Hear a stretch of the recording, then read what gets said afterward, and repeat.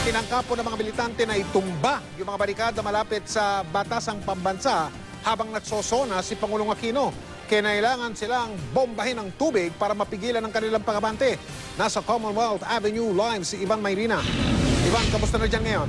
Yes, Mike, maghapon namang naging payapa ang kilos protesta ng mga militante dito sa Commonwealth Avenue. Pero dakong alas 5 nga ng hapon, tulad na nabagit mo, naging mainit ang sitwasyon.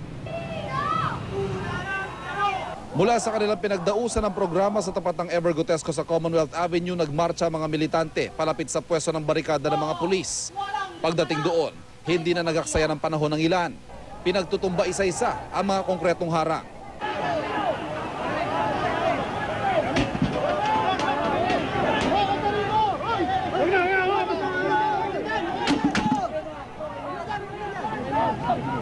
Pumwesto ang mga pulis.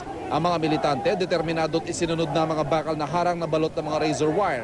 Tila walang takot na masugatan sa matatalim na pangharang. Dito na nagsimulang magbuga ng pulang tubig ang Bureau of Fire Protection.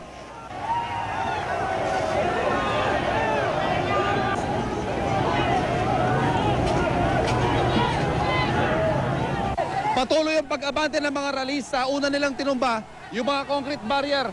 Ngayon naman, nabuksan na rin nila yung mga razor barbed wire sa tinatawag natin. At ngayon, paabante na sila. Gumaganti naman ang ating kapulisan sa pamamagitan ng pagbuga ng tubig sa mga ralista. Patuloy na naghamon ng mga ralista na hindi natinag sa kanilang pwesto.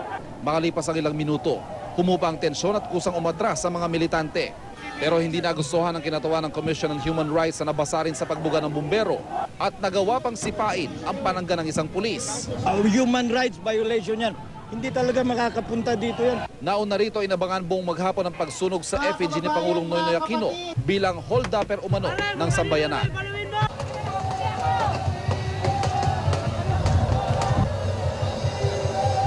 Parang hinold up ng executive yung mga may hawak ng kondo na inilaan sa kanila, kinuha at dineclare na savings.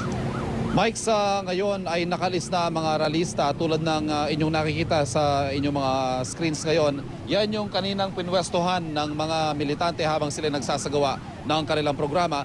Pero hindi pa, Mike, tuluyang madadaanan itong northbound lane ng Commonwealth. Ito po yung direksyon patungong Fairview kung kayo galing ng Quezon City Memorial Circle dahil nananatili pa rin yung mga concrete barrier, yung mga metal barrier at gayon din yung mga container vans na inilagay ng pulisya bilang pangharang sa mga militante. Kaya patuloy pong umiiral ang counterflow pa northbound dito naman sa kabilang lane kaya nananatili pong mabigat ang daloy ng trapiko dito sa southbound lane. Mike. Ivan, lilinawin ko lang, ibalik natin yung kuha nyo na live, yung Commonwealth Avenue.